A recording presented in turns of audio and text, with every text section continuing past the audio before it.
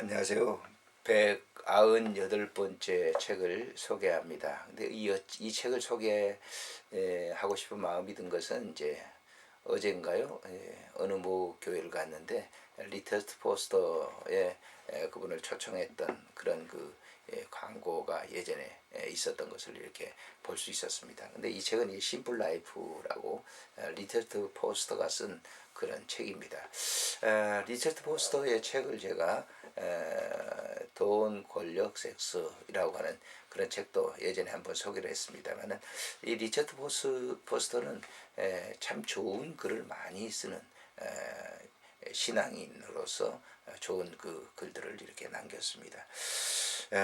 이 리처드 포스터는 뭐 물질주의에 찌든 현대사의 청정한 영의 음성을 들려주는 영성신학자이자 영성작가이다. 그는 조직신학과 교회사적 기반을 가진 깊은 영성신학을 추구할 뿐 아니라 본인 자신이 몸의 영성훈련을 게을리하지 않는 것으로도 유명하다. 그의 영성은 상아탑에 갇힌 사변적인 영성에 머물지 않고 도시 빈민의 복지 향상과 소외된 자들의 민권 향상을 위해 정치권에 강력하게 발언하는 행동하는 영성주의이기도 하다.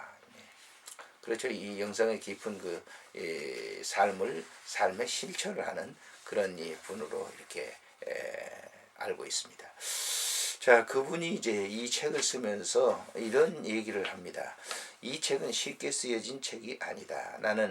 사실 나는 이 책을 쓰는 내내 몸부림쳐야 했다. 결국 이 책을 다 쓰기는 했지만 내가 이렇게 몸부림치며 안간힘을 썼던 이유를 밝히는 것도 무의미하지 않으리야 생각한다. 첫째, 나 자신이 단순성의 깊이를 체험하고 있는지를 문제였다.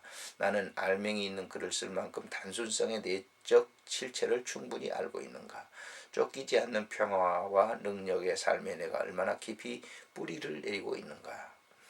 물론 생활 방식에도 문제가 있었다. 우리 가족과 나는 지금도 돈과 소유에 관한 결정을 놓고 고민하며 산다. 굳이 특별한 상상력을 동원하지 않더라도 나는 구입해야 할 것과 없이 지내도 좋은 것이 무엇인지를 최종 해답을 알고 있다. 그럼 단순성의 공동체적 특성에 대해서는 어떤가? 경제학과 세계 기하와 국제 무역에 얽히고 설킨 문제들을 내내 제대로 논할 수 있단 말인가? 나는 단순성의 모든 다양한 측면에서 초보자라는 기분이 들었고 그것은 지금도 마찬가지다. 내가 그토록 망설이는 이유는 기독교적 단순성이 대단한 복잡한 문제이기 때문이다. 역사를 감안한다면 이해가 되는 일이다. 인생의 중요한 문제치고 답이 쉬운 문제는 거의 없다. 우리는 단순성에 대한 성경의 증거와 신앙 거장들의 풍부한 전통을 알아야 할 뿐 아니라 시사 문제도 연계해 보아야 한다. 뿐만 아니라 이 모든 문제를 우리가 살고 있는 현실 세계, 즉 빡빡한 스케줄과 경무에 시달리며 예상과 지출을 걱정해야 하는 세상에 귀결시킬 필요가 있다. 결코 단순한 문제가 아니다. 셋째, 율법주의로 흐를 위험성이 높다는 점이 걱정스러웠다. 단순성은 모든 훈련 중 가장 외면적인 것이며 따라서 변질의 소지 또한 가장 높다.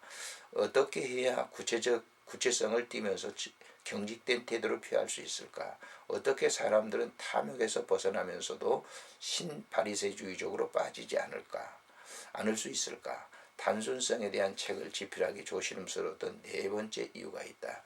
네 가지 중 내가 가장 우려했던 이유이기도 하다. 이 부분은 1장에서 소상하게 밝혀질 것이다. 라고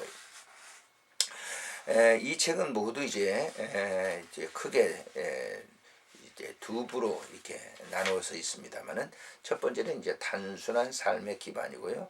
2부에서는 단순한 삶의 실천입니다. 단순하다라고 하는 그런 것들은 이제 다른 여러 가지 잡다한 것들을 많이 이렇게 소유하고 있는 것이 아니라 그리스도와 함께 동행하는 그런 이 삶을 갖다가 얘기해주고 있습니다. 자, 일부 단순한 삶의 기반은 제1장은 은혜와 훈련으로 되는 단순한 삶, 소명으로서의 단순성, 복잡한 단순성, 은혜와 훈련의 양면성, 쉽지만 어렵다. 내면적, 외면적 긴장, 물질의 선함과 그 한계, 부분과 전체 이런 문제를 다루고 있고요. 제2장에서는 하나님 보여주신 단순한 삶, 철저한 의존, 철저한 존중, 후하신 하나님, 관대하신 하나님 덕분에 우리도 관대해진다. 첫 열매와 11조의 규례, 공의의 사명, 긍휼과 사명, 긍휼의 공의의 융합은 단순한 삶을 추구한다. 온전함의 사명, 이렇게 다루고 있습니다. 3장에서는 예수님을 통해 실현된 단순한 삶, 중심 되신 그리스도, 누가복음의 가난한 자들에 대한 관심, 가난한 자들의 동화, 부의 위험, 시야가 좁은 사람, 불붙는 공동체, 영적 준비, 후의 나눔, 권리를 포기하는 자유, 값비싼 초청. 제4장에서는요. 믿음의 사람들의 증가한 단순한 삶, 풍성한 돌봄의 나눔, 금욕적인 이력, 단순성의 기쁨, 단순한 신학, 듣고 순종하는 삶, 행동화된 단순성, 기독교 고전에서의 단순성을 소개하고 있습니다. 제2부의 단순한 삶의 실천은 제5장의 하나님 중심의 단순한 삶, 중심이 잡힌 삶, 삶의 작은 모퉁이, 우리의